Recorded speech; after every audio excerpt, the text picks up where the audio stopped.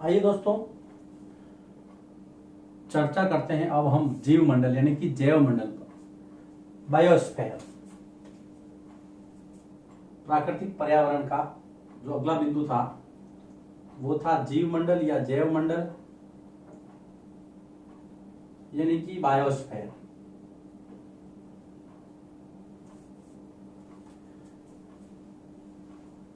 जैव मंडल स्थल मंडल, जल मंडल, वायुमंडल तीनों के मिलने से बनता है, इसलिए हम लिखेंगे यहां पर जैव मंडल में कि स्थल मंडल,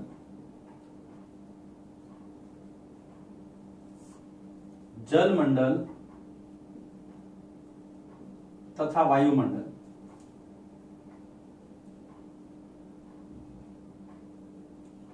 मिलकर जहां जीवन संभव बनाते हैं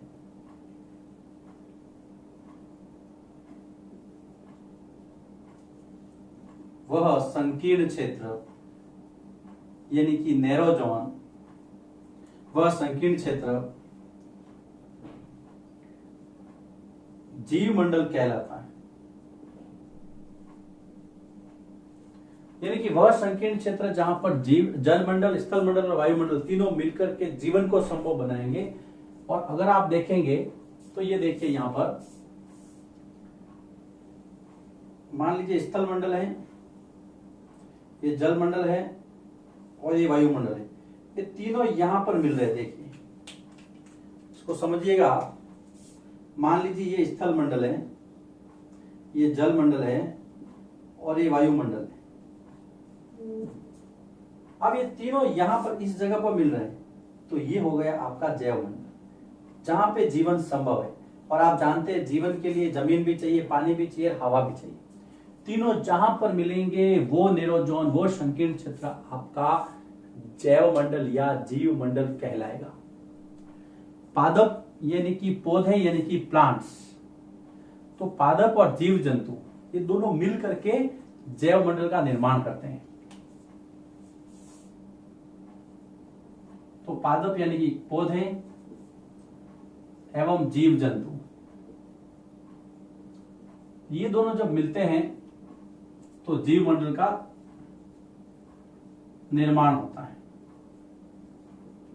ये बात आपको ध्यान रखनी है कि जैव मंडल किन किन से बनता है। एक तो एनिमल किंगडम आपका, और एक जो प्लांट्स हैं सारे, वो जब दोनों मिलेंगे तब आपका जीव मंडल पूरा होगा। क्योंकि लाइवलीहुड जितने भी हैं वो दोनों यही हैं, चाहे प्लांट्स कह दो चाहे एनिमल्स कह दो, और उसके अंदर मनुष्य भी शामिल है प्राणियों के अंदर। फिर इसके अंदर जो दो टर्म आती है, एक जीवीय और एक अजीवीय। जीवीय किसे कहेंगे? जो सजीव प्राणियों का संसार है। जीवीय यानी कि सजीव प्राणियों का संसार, जो लिविंग थिंग्स है, वो है जीव मंडल। जीवीय एक है अजीवीय। अजीवीय यानी कि निर्जीव वस्तुएं जिनके अंदर प्राण नहीं है, वो कहलाएगी अजीवीय। ये दो टर्म थी जो किताब में दी हुई है। तो देखिए जैव मंडल हो गया पूरा, वह संकीर्ण क्षेत्र जहां पर तीनों मिलते हैं, हमने डायग्राम से भी समझ लिया, जहां पे जीवन संभव होगा। अब जो अगला टर्म है वो है पारितंत्र यानी कि इकोसिस्टम। देखिए पारितंत्र क्या है? इकोसिस्टम, पारितंत्र वह क्षेत्र है, वह तंत्र है, वह सिस्टम है जहां पर सभी जीव जंतु आपस में क्रिया करके एक दूसरे पर निर्भर रह करके अपना जीवन बिताते हैं। किसी एक जीव के लिए जरूरी है कि वो दूसरे जीवों पर आश्रित रहेगा, चाहे वो मनुष्य है, चाहे वो पशु पक्षी है, चाहे वो कुछ भी है। तो और वो जब आपस में रहते हैं, आपस में परस्पर क्रिया करते हैं, रासायनिक और भौतिक क्रिया करते हैं, तो वहां पर एक तंत्र यानी कि पारितंत्र का निर्माण होता है। तो इसमें हम लिखेंगे कि वह तंत्र जिसमें समस्त तरह के जीवधारी यानी कि लिविंग ऑर्गेनिजम्स, हम पढ़ रहे हैं पारितंत्र यानी कि वह तंत्र जिसमें समस्त जीवधारी। अब जीवधारियों के अंदर सारी प्राणी जिनके अंदर जीव है, जो सजीव है, वो आ गए, यानी कि हम इसके अंदर लिखेंगे लिविंग थिंग्स कह सकते हैं। समस्त जीवधारी यानी कि प्राणी भौतिक और रासायनिक कारकों के साथ परस्पर क्रिया करते हैं। पर्यावरण के अंदर रह करके, पर्यावरण के साथ रहकर भौतिक और रासायनिक कारक, वह तंत्र जिसमें समस्त जीवधारी पर्यावरण के साथ रहकर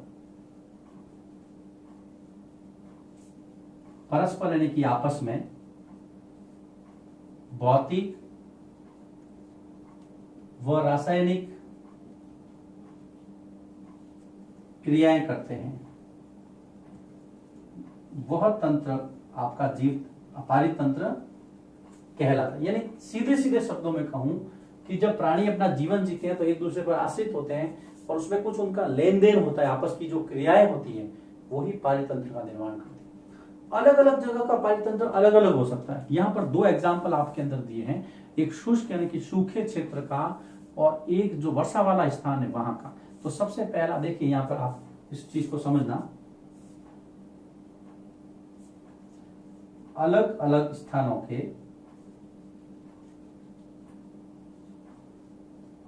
पारितंत्रों में, अलग अलग स्थानों के पारितंत्रों में भिन्नता, अलग अलग स्थानों के पारितंत्र भिन्न होते हैं।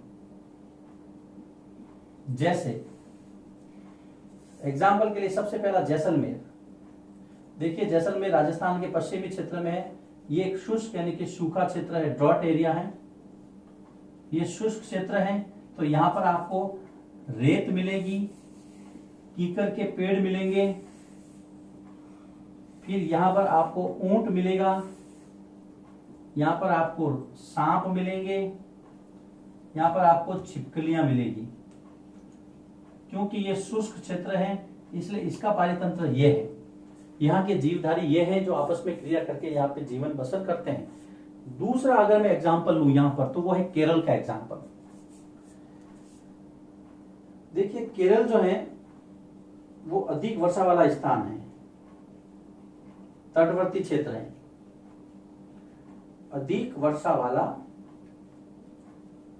तटवर्ती क्षेत्र, कोस्टल एरिया है।